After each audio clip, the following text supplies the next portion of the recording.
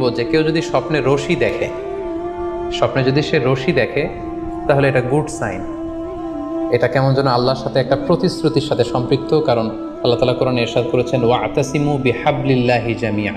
আরবিতে রশি আরবি হচ্ছে হাবল, মানে ওয়াতাসিমু বিহাবলিল্লাহি জামিআ, তোমরা আল্লাহর রজ্জু বা রশিকে আঁকড়ে ধরো।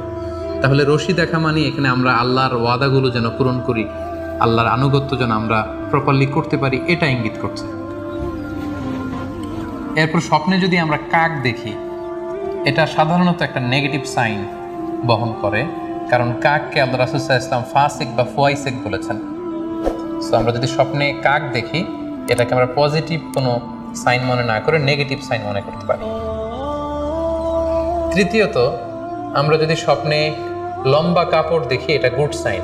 কারো গায়ে যদি লম্বা জামা থাকে তাহলে এটা গুড সাইন, আর খাটো জামা থাকলে সাধারণত এটা নেগেটিভ সাইন। এক্ষেত্রে আমরা সহিহ বুখারীর একটি হাদিস উল্লেখ করতে পারি। আল্লাহর হাবিব সাল্লাল্লাহু আলাইহি ওয়াসাল্লাম বলেছেন যে আমার সামনে অনেক মানুষকে পেশ করা হলো, তাদের কারো জামা নাভি পর্যন্ত, কারো জামা হাঁটু পর্যন্ত, কারো জামা পা পর্যন্ত। আর সেক্ষেত্রে ওমরে ফারুককে দেখলাম যে এত লম্বা জামা পরে সে হেঁটে যাচ্ছে, সে তার জামা টেনে টেনে নিয়ে যাচ্ছে। তো সাহাবারা বললেন মা আউয়ালতাহু ইয়া রাসূলুল্লাহ, হে আল্লাহর রাসূল, আপনার এই স্বপ্ন থেকে আপনি কি বোঝাতে চাইলেন? আল্লাহ রাসূল সাল্লাল্লাহু আলাইহি ওয়াসাল্লাম বললেন আউয়ালতুহু আদ-দীন, এটা দ্বারা আমি দ্বীনদারি বোঝাতে চাইলাম।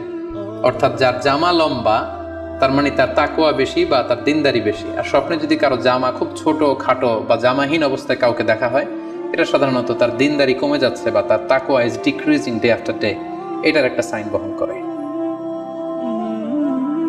পাশাপাশি দুধ, স্বপ্নে যদি কেউ দেখে সে দুধ খাচ্ছে, এটা একটা ভালো সাইন। স্বপ্নে দুধ খেতে যদি দেখা হয় তাহলে তার জ্ঞান বৃদ্ধি পাবে বলে এটা একটা সাইন বা আলামত বহন করে। সেক্ষেত্রেও আমরা বুখারীর একটা হাদিস উল্লেখ করতে পারি, যেখানে আল্লাহ রাসূল সাল্লাল্লাহু আলাইহি ওয়াসাল্লাম একটা স্বপ্নের কথা সাহাবাদেরকে শেয়ার করছিলেন। তিনি বললেন যে আমাকে এক বাটি দুধ দেয়া হলো, আমি সেখান থেকে দুধ খেলাম, তারপর দেখলাম যে আমার আঙ্গুল থেকে দুধ বের হচ্ছে, আর সেখানে যে অবশিষ্ট দুধ রয়ে গেল সেটা আমি ওমরে ফারুকের মুখে দিলাম। ওমরে ফারুক সেই অবশিষ্ট দুধটা খেলো। এই স্বপ্নের কথা শুনে সাহাবারা বললেন মা আউয়ালতা বিহি ইয়া রাসূলুল্লাহ, হে আল্লাহর রাসূল, এটা দিয়ে আপনি কি ব্যাখ্যা করলেন? ফামা আউয়ালতাহু ইয়া রাসূলুল্লাহ, আল্লাহ রাসূল সাল্লাল্লাহু আলাইহি ওয়াসাল্লাম বললেন আল ইলম, এটা দিয়ে আমি জ্ঞানের ব্যাখ্যা করেছি। অর্থাৎ দুধ হচ্ছে জ্ঞানের প্রতীক। দুনিয়াতেও তো আমরা দেখি যে দুধ হচ্ছে সুষম একটা খাবার, খাদ্যের পুষ্টিগুণের 6টি গুণাগুণ দুধের মধ্যে পাওয়া যায়। সো কেউ যদি স্বপ্নে দেখেন যে তিনি দুধ পান করছেন, আশা করা যায় এটা তার জন্য ভালো সাইন, তার জ্ঞান বাড়বে বলে আমরা ধারণা করতে পারি। এবার স্বপ্নে যদি কেউ দেখে যে সে আজান দিচ্ছে, এটাও ভালো সাইন। স্বপ্নে আজান দেয়া এটা সাইন হচ্ছে সে হয়তো অচিরে হজ করতে যাবে। হজের সাথে আজানের কি সম্পর্ক? এর কারণ হচ্ছে সূরা হজ্জে আল্লাহ তাআলা সাইয়েদনা ইব্রাহিম আলাইহিস সালামকে যখন বলেছিলেন যে তুমি হজ শুরু করো, তখন তিনি বলেছিলেন ইব্রাহিম তুমি আজান দাও, ওয়াআযিন ফিন নাসি বিল হজ ইয়াতুকা রিজালা ওয়া আলা কুল্লি দামির ইয়াতিনা মিন কুল্লি ফাজ্জিন আমিক। অর্থাৎ হে ইব্রাহিম তুমি আজান দাও। ইব্রাহিম আলাইহিস সালাম বললেন কোথায় আজান দিব? চারদিকে তো মরুভূমি। আল্লাহ তাআলা বললেন ইব্রাহিম তুমি আজান দাও, এই আজানের আওয়াজ বা শব্দ পৃথিবীর সবার কানে আমি পৌঁছে দেব। তো সাইয়েদনা ইব্রাহিম আলাইহিস সালাম তখন হজের আজান দিলেন বা ঘোষণা দিলেন। আজান শব্দের অর্থ হচ্ছে অ্যানাউন্স, টু অ্যানাউন্স, মানে ঘোষণা দেয়া। সো আপনি যদি স্বপ্নে দেখেন যে আপনি আজান দিচ্ছেন বা কেউ আজান দিচ্ছে, তাহলে সে অচিরে হজ করবে বা হজ রিলেটেড কোনো একটা ব্যাখ্যা হতে পারে। এভাবে আজানকে হজের সাথে সম্পৃক্ত করা হয়েছে এবং এটা ভালো একটি স্বপ্ন। এবার স্বপ্নে যদি কেউ গর্ত দেখে যে সে গর্ত খুঁড়ছে বা তার জন্য কেউ গর্ত খুঁড়ছে, এটা ষড়যন্ত্রের সাথে সম্পৃক্ত। কেননা আরবি প্রবাদে আছে যে মান হাফারা হুফরাতান ওয়াকা ফিহা, কেউ যদি কারোর জন্য গর্ত করে তাহলে সেই গর্তে সে নিজে আগে পড়বে। তাহলে গর্ত করা মানে অনেকটা কারো বিরুদ্ধে শত্রুতা করা বা ষড়যন্ত্র করার একটা চিহ্ন বহন করে। এবার স্বপ্নে যদি কেউ নৌকা দেখে বা শিপ দেখে, জাহাজ দেখে যে সে জাহাজে আরোহণ করছে বা নৌকায় আরোহণ করছে, এটা তার জন্য একটা ভালো সাইন। সে কোনো বিপদ থেকে মুক্তি পাবে বলে ধারণা করা যেতে পারে। কারণ সূরা আনকাবুতের 15 নম্বর আয়াতে আল্লাহ বলছেন ফাআনজাইনাহু ওয়া আসহাবাস সাফিনাতি ওয়া জাআলনাহা আয়াতাল লিল আলামিন। অর্থাৎ আমি নূহ আলাইহিস সালাম এবং তার সাথের ঈমানদার সবাইকে আমি এই নৌকায় উঠিয়েছি এবং মহাপ্লাবন থেকে তাদেরকে আমি বাঁচিয়েছি। আর এই মহাপ্লাবনকে আমি গোটা বিশ্বের জন্য একটা নিদর্শন করে রেখেছি। সো নৌকায় ওঠা বা জাহাজে ওঠা, কোনো শিপে বা লঞ্চে ওঠা, এটা আপনি বিপদ থেকে মুক্তি পাবেন, and you are in the safe zone, এই ধরনের একটা ইঙ্গিত বহন করে। ইমাম মুহাম্মদ ইবনে সিরিনের কাছে এক লোক এসে বলল যে ইমাম, রাআইতু কাআন্নী আহরুসু আরদান লা তুমবিত। হে ইমাম, আমি স্বপ্নে দেখেছি যে আমি একটি শস্য ক্ষেত্র চাষ করছি কিন্তু কোনো ফসল হচ্ছে না, এটার মানে কি? তিনি ব্যাখ্যা করে দিলেন, আনতা তা'জিলু আন ইমরাতিক, অচিরেই হয়তো তোমার স্ত্রীর সাথে তোমার সেপারেশন হয়ে যেতে পারে। কারণ কোরআনে স্ত্রীকে শস্য ক্ষেত্রের সাথে তুলনা করা হয়েছে মেটাফরিক্যালি। সূরা বাকারার 223 নম্বর আয়াতে আল্লাহ বলছেন, নিসাউকুম হারসুল লাকুম ফাআতু হারসাকুম আন্না শি'তুম।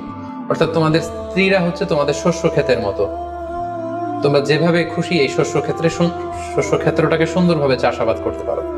তাহলে শস্য ক্ষেতের সাথে বা ক্রপ ল্যান্ডসের সাথে আপনার স্ত্রীর সাথে সম্পর্ক হওয়া বা সেপারেশন হওয়া, এইভাবে ইঙ্গিত নেওয়া যেতে পারে। সবশেষে একটি ঘটনা উল্লেখ করার মধ্য দিয়ে আমরা এই সিম্বলিক বা আইকনিক ব্যাপারটা শেষ করতে চাই। সেটি হচ্ছে, ব্যক্তির ভিন্নতার কারণে কিন্তু স্বপ্নের ব্যাখ্যাও ভিন্নতা হতে পারে। ব্যক্তি ভিন্নতার কারণে স্বপ্নের ব্যাখ্যাও ভিন্ন হবে। একই স্বপ্ন দুইজন লোক দেখলো, দুইজনের স্বপ্নের ব্যাখ্যা কিন্তু দুরকম হতে পারে। সেক্ষেত্রে আমরা মুহাম্মদ ইবনে সিরিনের একটা ঘটনা উল্লেখ করতে পারি। মুহাম্মদ ইবনে সিরিনের কাছে এক লোক এসে বলল যে আমি স্বপ্নে দেখেছি আমি আজান দিচ্ছি, এটার ব্যাখ্যা কি? উনি বললেন তুমি হজ করতে যাবে। তার কিছুদিন পরে আরেক লোক এসে একই স্বপ্ন দেখলো, তিনি বললেন যে আমি স্বপ্নে দেখেছি যে আমি আজান দিচ্ছি। তো তিনি বললেন চুরিতে তোমার হাত কাটা যাবে। তো ওনার ছাত্ররা দুইজন লোকের কাছে দুই ধরনের উত্তর দেওয়ার কারণে অবাক হয়ে জিজ্ঞেস করলেন যে হে ইমাম, একই স্বপ্ন দুইজন দেখলো কিন্তু আপনি এক একজনকে এক এক উত্তর কেন দিলেন? তো তিনি বললেন যে এই দুজনকে আমি চিনি এবং তাদের ব্যক্তিগত জীবন সম্পর্কে আমি জানি, সো তাদের জীবন আচরণ, তাদের ব্যক্তিত্বের কারণে আমি দুই ধরনের ব্যাখ্যা করেছি। প্রথম জনের ব্যাখ্যা করেছি আমি সূরা হজের আলোকে, কারণ সূরা হজে আল্লাহ ইব্রাহিম আলাইহিস সালামকে বলেছেন ওয়াযিন ফিন্নাস বিল হজ, তুমি মানুষের মাঝে হজের জন্য আজান দাও, ঘোষণা দাও। সো সেই লোকটি আজান দিয়েছে, তার মানে আশা করা যায় সে হজে যাবে। আর দ্বিতীয় লোকটির স্বপ্নের ব্যাখ্যা আমি করেছি সূরা ইউসুফের আলোকে। সূরা ইউসুফে একটি আয়াত আছে, সুম্মা আযানা মুআযযিনুন আইয়াতুহাল আইর ইন্নাকুম লাসারিকুন। অর্থাৎ মিশরের কিং এর একটি পানপাত্র চুরি হয়ে গিয়েছিল। ইউসুফ আলাইহিস সালাম ইচ্ছা করে সেটা তার ভাই ইয়ামিনের খাদ্যের প্যাকেটের ভেতরে ঢুকিয়ে দিয়েছিলেন। আর তখন সেখানকার স্টাফরা বা সৈনিকেরা আজান দিয়েছিল, মানে ঘোষণা দিয়ে বলেছিল, হে ক্যারাভান, হে কাফেলার লোকেরা, তোমরা চুরি করেছো। তো তিনি মুহাম্মদ ইবনে সিরিন বললেন যে দ্বিতীয় লোকটার ব্যাপারে আমি জানি, সে আসলে অসাধু একজন লোক এবং তার ক্ষেত্রে সে স্বপ্নে যেহেতু আজান দিতে দেখেছে, সে কখনো হজে যাবে না, বরং সূরা ইউসুফের আলোকে চুরিতে তার হাত কাটা যাবে। তো এভাবে আমরা কোরআন সুন্নাহর আলোকে বা স্কলারদের যে অভিব্যক্তি সেগুলোর আলোকে স্বপ্নের মধ্যে থেকে যেগুলো সিম্বলিক, আইকনিক, যেগুলো ইঙ্গিতবহ, এগুলোর ব্যাখ্যা আমরা এভাবে করতে